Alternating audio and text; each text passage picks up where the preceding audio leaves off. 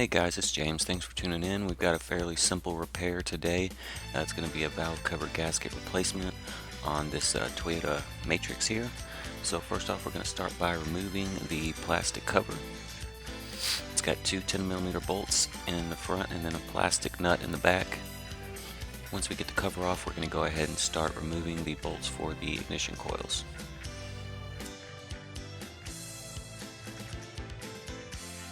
Next, we'll go ahead and unplug the coils. Once all the coils are unplugged, we can go ahead and pop those out.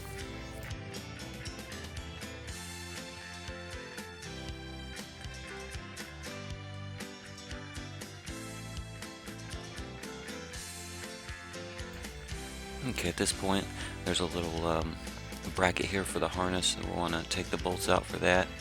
You've got a few little miscellaneous things attached to the valve cover, such as that harness there in the back that I just undid, and then this hose here. We've got a little bracket here on the side for this front harness. We want to move that out of the way. We're just disconnecting things that are going to be in our way once we start removing the valve cover. So once all that stuff's out of the way, we can go ahead and start removing all the valve cover bolts.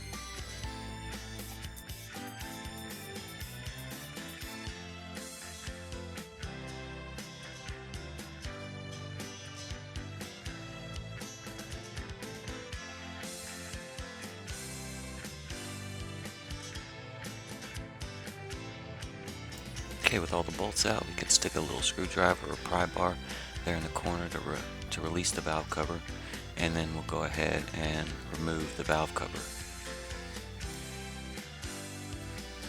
Next, remove the old gasket.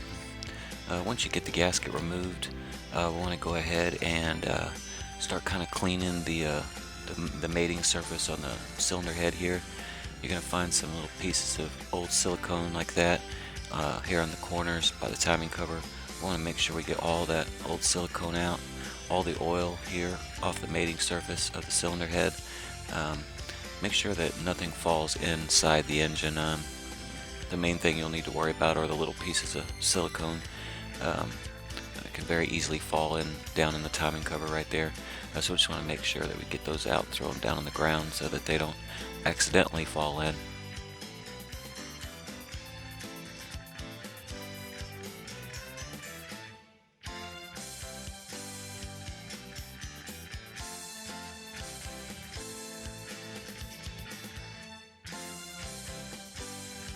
Here I'm just using a little screwdriver to kind of scrape off the old RTV silicone.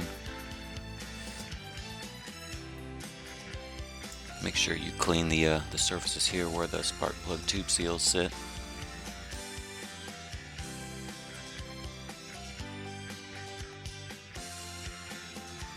Okay, once the head's clean, we want to clean the valve cover as well.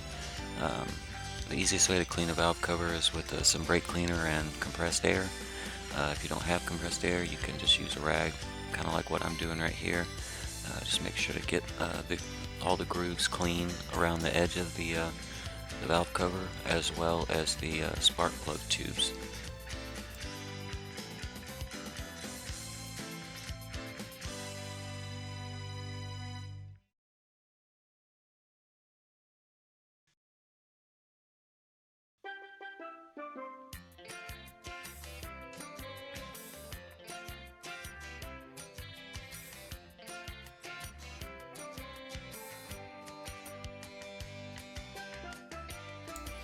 Okay, with the valve cover clean, go ahead and start installing your new gasket. Just kind of lightly press it into place at first. Make sure that it fits correctly and it's not protruding out in one spot or lacking of enough slack in another spot. Once you're pretty satisfied that the gasket is sitting in there correctly, go ahead and just start pressing down all the way around the edges of the gasket. Make sure it's firmly seated all the way around the valve cover. Just kind of push it in like this and make sure you get the spark plug tube seals sitting in there as well.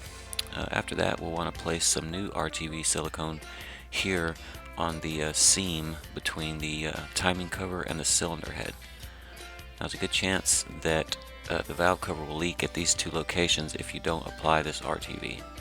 So make sure you get a tiny bead on there. You can kind of move it around if you want, but you really don't have to. Just make sure that it's contacting the surface well, so that when you set the valve cover down, it doesn't kick it off and out of the way. Okay, next go ahead and install the valve cover. Make sure the wiring harnesses and other hoses and things like that are out of the way so they don't get underneath the valve cover.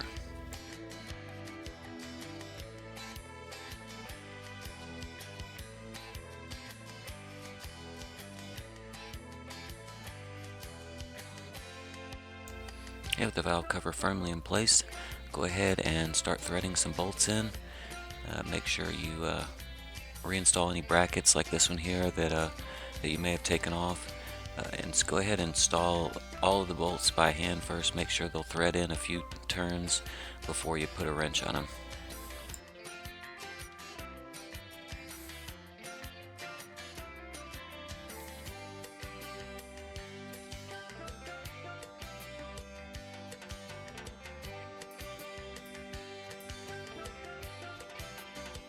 Okay, with all the bolts in, go ahead and start tightening them.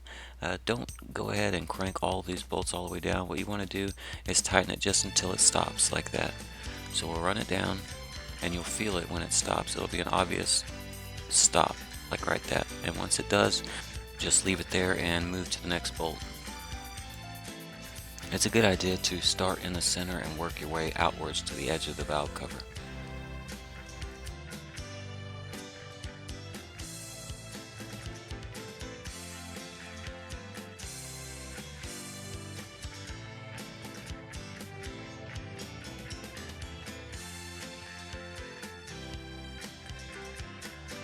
Okay, with all the bolts run down, you want to go back, start in the center of the valve cover where you started before, and just give them a little snug.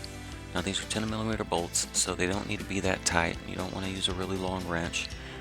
See, I'm using a pretty short wrench to tighten these, and you can see I'm not going very far past where we ran them down. It doesn't take much. These bolts can break easily, and they can also strip out. We don't want any of those things, and it doesn't require a whole lot of torque to keep this valve cover sealed. Okay, go ahead and reinstall the rest of your brackets and hoses and things like that. Then we'll start it up and see if it leaks. Get a good look at all the gasket areas here. Make sure that there's no leaks. Make sure to check the front, the back, all the sides as good as best you can. If the gasket has come out of its channel, it will be an obvious leak right away. Pretty bad one most likely. If it's just a kind of a slightly poor installation, you may just see a tiny leak, but just, you know, make sure that it's all good before you put the cover back on and call it a day.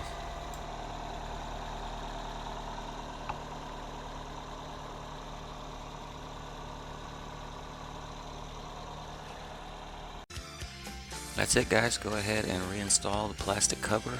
Hopefully this went easy for you. Thanks for watching, and we hope we will see you next time.